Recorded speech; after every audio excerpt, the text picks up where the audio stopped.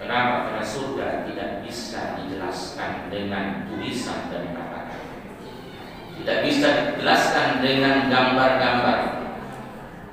Di dalam hadis qudsi Allah Subhanahu wa taala mengatakan, "A'dadtu li'ibadiyas shalihin ma la 'ainun ra'at wa la udhun sami'at wa la khatara 'ala qalbil bashar."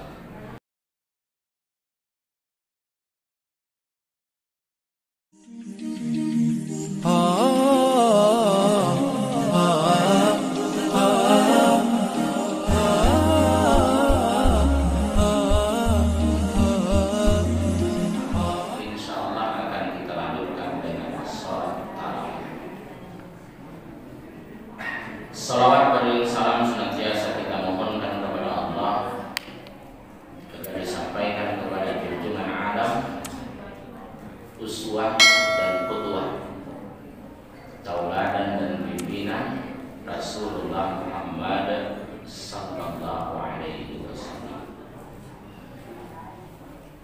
Jamaah rahimakumullah, kita sudah berada di 10 yang kedua dari bulan Ramadan,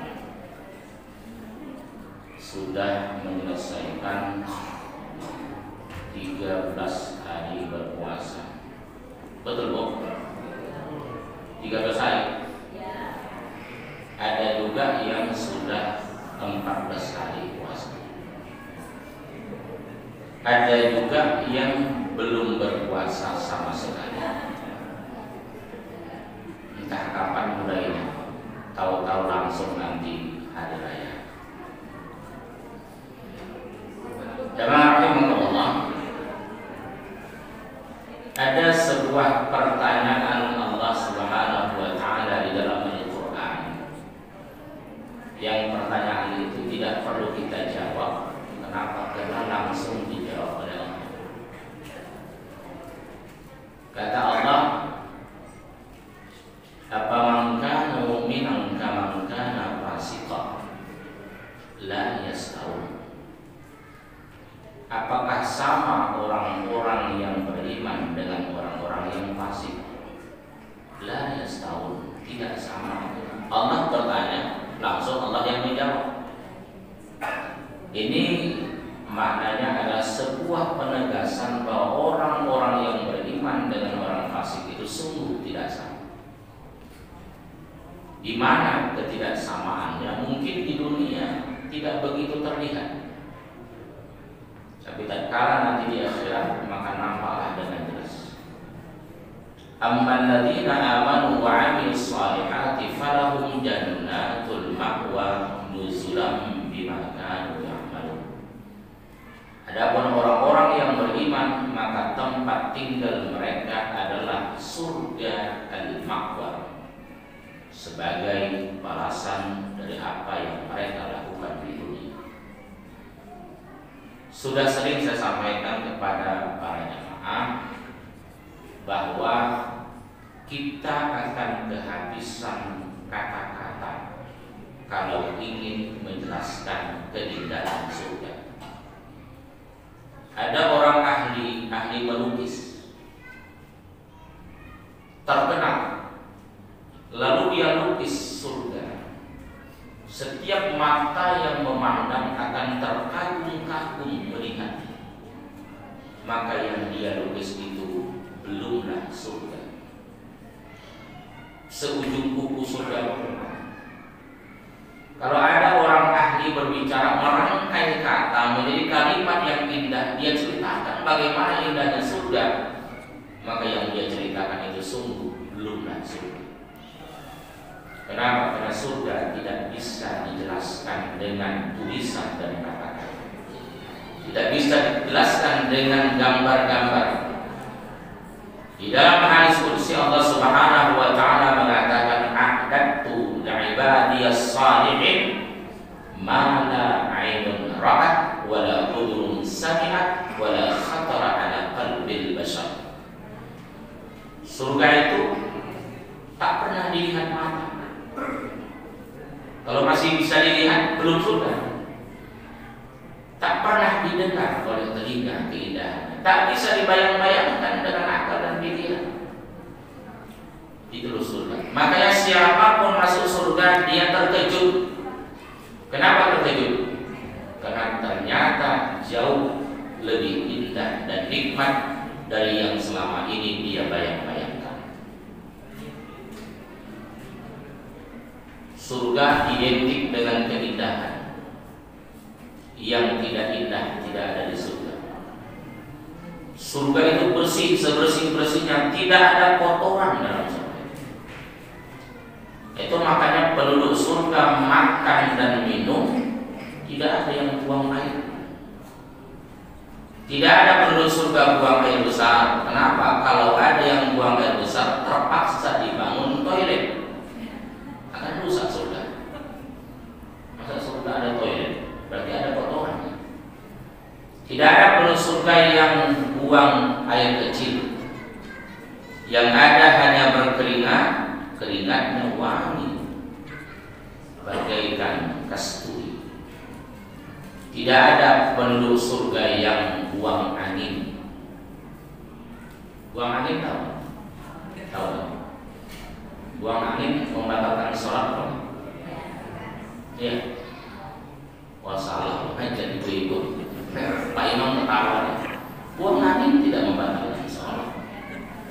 Yang membatalkan sholat itu berbicara, makan dan minum dengan sengaja, batal wudhu. Buang angin tak membatalkan sholat, dia hanya membatalkan wudhu saja. Sama kalau tidak sama, jangan katakan sama. Ini contohnya, ibu sedang sholat lalu makan. Oh bisa sedang sholat makan? Bisa. Sedang baca Fatihah keluar daging dari gigi, ditelan. Rupanya tadi buka puasanya langsung makan sop gulai tunjang, ditelan makan, dia batal kan? Begitu batal sholatnya, apa yang jalan keluarnya?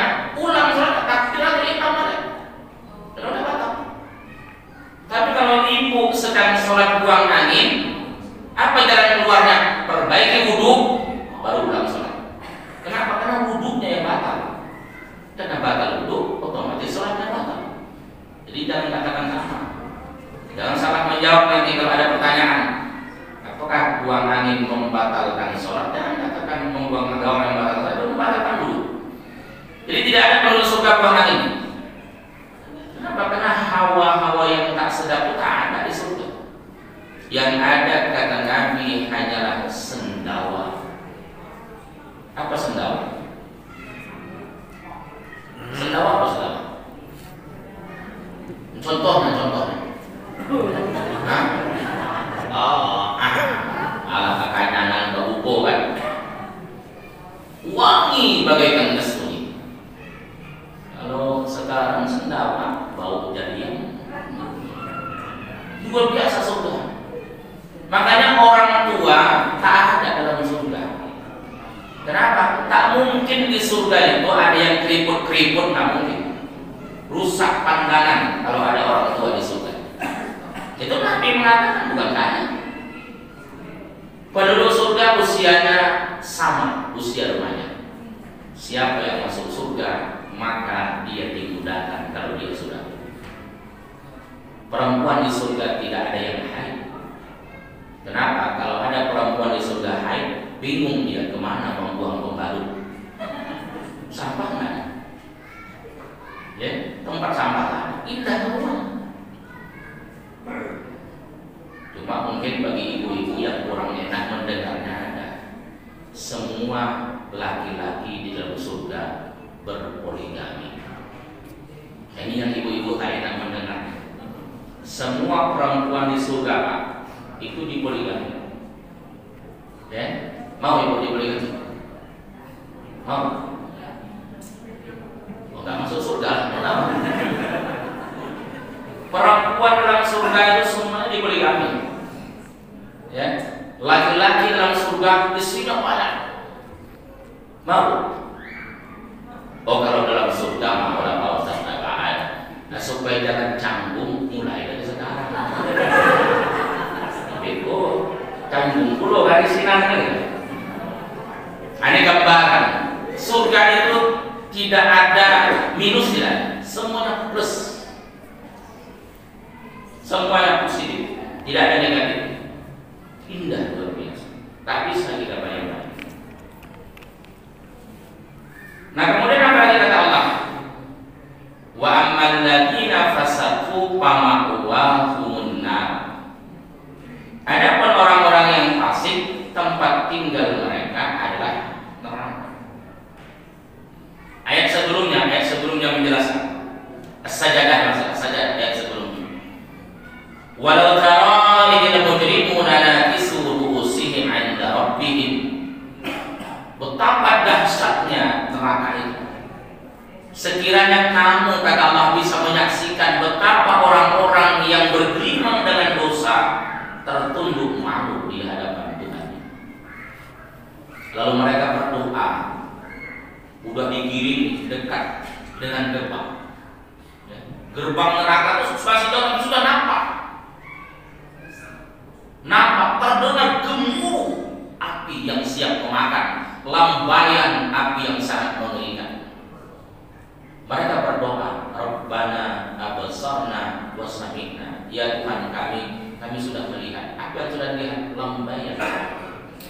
Wa sami'na, dan kami sudah mendengar gemuruh api yang sangat menakutkan. Farjina, kembalikan kami ke dunia. Na'mal salihah, pasti kami beramal salih. Inna muqinun, sesungguhnya kami adalah orang-orang yang yakin. Ini doa dalam Al-Quran yang tak perlu Bapak Ibu baca dalam berdoa. Ya, katanya kan doa yang paling baik itu kan yang ada dalam Al-Quran, seperti Rabbana atina Rabbana dzalamna anfusana. Tapi kalau ini tidak usah dibaca. Kecuali kalau kita baca Quran, dibaca tak masalah. Kita kan pula berdoa, pimpin doa Quran dari Mama. Rabbana absarna wa sami'na farjina na'mal salihah inna muqinun. Amin. Kata jemaah. Ada yang paham, satu orang ditanya imamnya, Bapak tadi minta kembalikan ke mana Pak? Itu doa penyesalan orang yang bergelimang dengan dosa. Di dalam ayat yang lain Allah mengatakan, tak kala ponis dijatuhkan ponis bahwa orang masuk neraka, jatuh ponis. Begitu ponis itu dijatuhkan, maka orang yang akan dimasukkan, yang diponis masuk neraka tadi, kata Allah, dia mendengar gemuruh neraka yang sangat mengerikan dari kejauhan, jaraknya masih sangat jauh, tapi dia mendengar gemuruh api. Ini masih di mahsyar ya, jadi ponis masuk neraka, maka gemuruh neraka terdengar langsung olehnya. Kenapa neraka itu bergemuruh? Tanda dia marah. Lalu orang tersebut kemudian digiring. Begitu mendekati neraka, nampak sudah gerbang, tapi masih jauh, tapi nampak gerbangnya. Langsung api itu menyambar, diambil, disamparnya langsung. Kenapa? Karena yang datang adalah bahan bakar. Kalau premium ya, atau pertama didekatkan ke api kan disambar. Yang datang ini bahan bakar, tentu disamparnya langsung. Karena bahan bakar neraka itu adalah an-nas wal hijarah, manusia dan batu. Betapa tersiksanya orang-orang yang berada dalam neraka itu, sehingga rasanya tak sanggup lagi menahan derita. Mereka kemudian berupaya dan berusaha untuk mencari celah-celah, naik ke atas, mencari jalan untuk bisa keluar dari neraka. Kullama aradu ay yakhruju minha u'idu fiha. Tatkala mereka berusaha untuk keluar dari neraka, u'idu fiha, dikembalikan mereka ke dasarnya. Langsung dipendam sama mereka. Wadukul azab, rasakan siksanya. Akibat dahulu kamu adalah orang-orang yang pendusta. Jadi kalau bahasa pasarannya, rasakan hasil pencarian bukan. Kejam. Penjaga neraka terus kejam. Yang namanya malaikat Malik, wajahnya masam, menyeramkan. tidak ada sedikit pun dia tersenyum, merenung. Kalau ada di dunia ini orang merenung, mungkin keluarga mereka kemarin ada senyumnya kan, merenung. Sangat mengerikan. Di dalam hadis Sahih Muslim, ini pernah saya sampaikan, hadisnya panjang.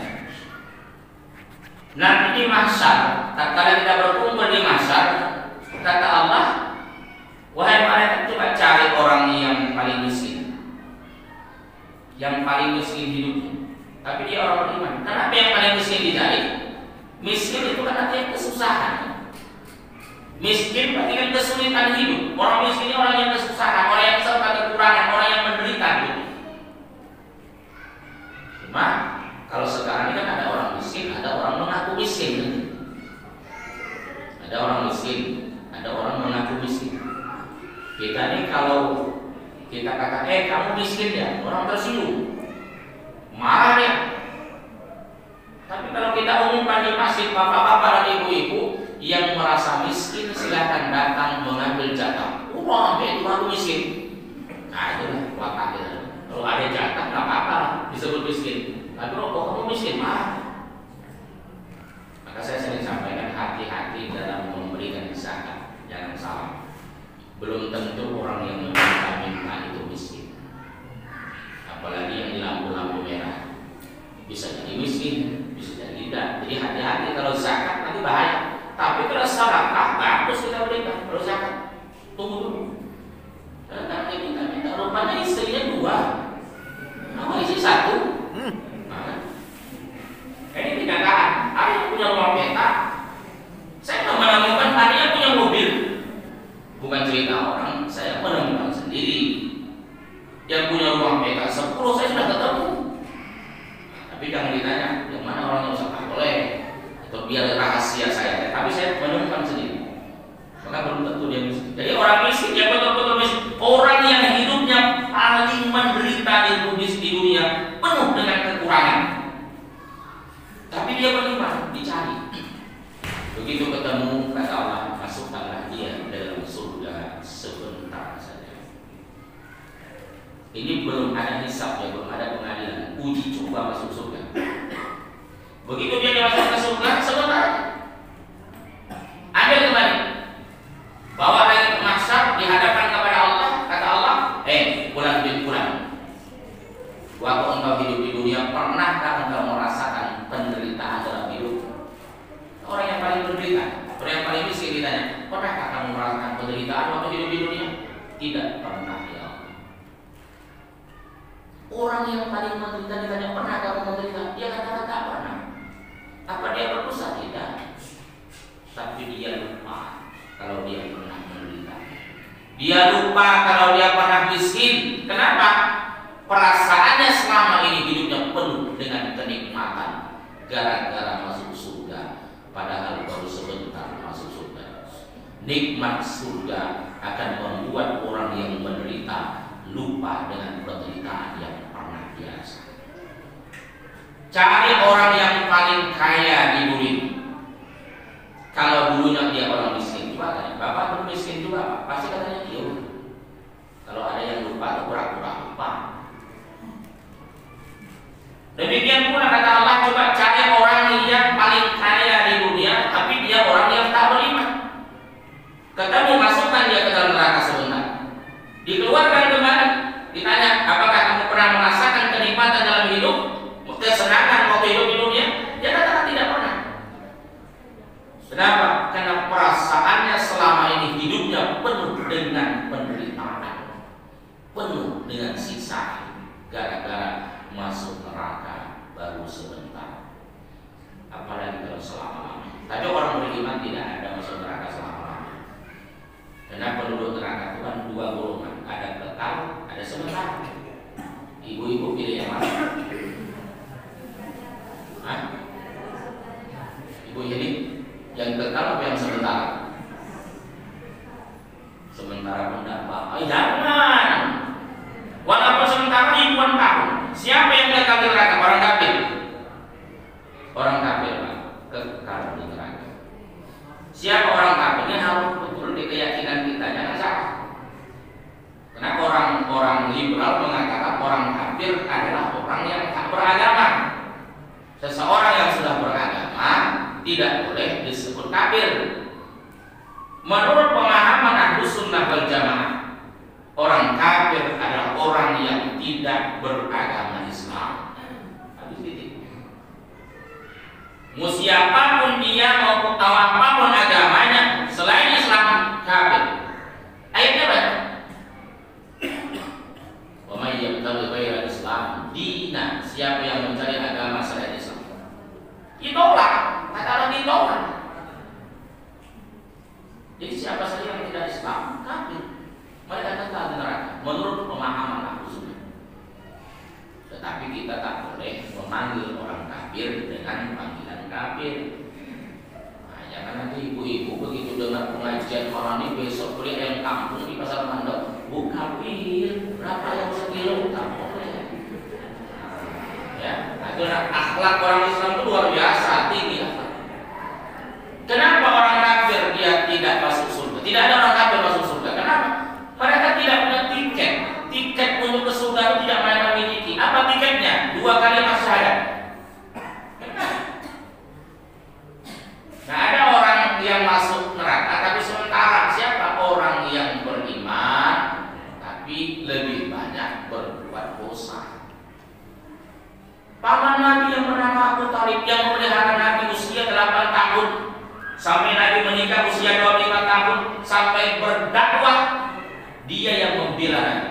Tapi Abu Thalib masuk neraka.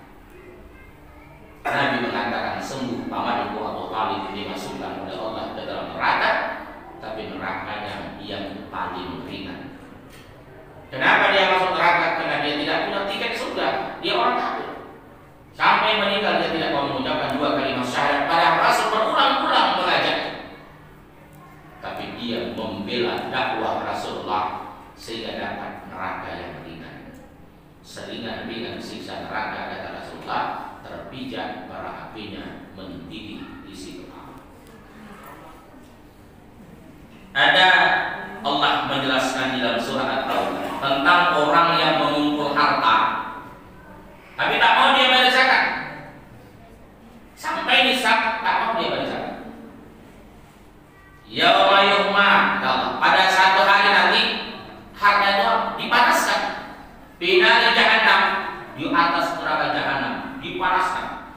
Bisa kita bayangkan kalau besi pada suhu berapa dia baru mendidih, mencair. Besi direbus pada suhu berapa dia mencair. Semua harta itu kata Allah nanti kami rebus di atas neraka jahanam sampai dia meleleh, mencair. Setelah mencair, kami tuangkan ke kepala mereka, ke perut mereka, dan ke punggung mereka. Bukan kulit yang terkelupas, tapi daging lepas dari tulang. Na'udzubillahi min dzalik. Maka momentum Ramadan adalah peleburan dan pengampunan dosa. Kata Rasulullah, Allah memerintahkan kepada surga. Kata Allah, ya jannati ista'idni wa tazayyani, wahai surga, bersiap-siaplah kamu dan berhiaslah kamu. Kenapa disuruh bersiap-siap dan berhias? Karena kata Allah, sebentar lagi hamba-hambaku yang berpuasa akan datang, mereka istirahat dari kelelahan hidup di dunia. Manfaatkan Ramadan dengan sebaik-baiknya sehingga kita akan mendapatkan janji Rasulullah Sallallahu Alaihi Wasallam. Allah a'lam. Mudah-mudahan bermanfaat. Terakhir saya sampaikan bapak-bapak dan ibu-ibu yang punya waktu, tanggal 18 hari Senin ada tabligh akbar di Masjid Besar Arafah. Ya, setelah sholat tarawih.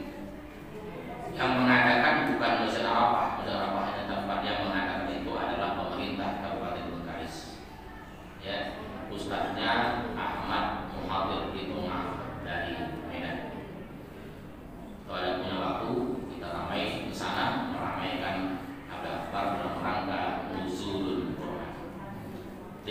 sekali lagi mohon maaf. Bila itu wal hidayah. Assalamualaikum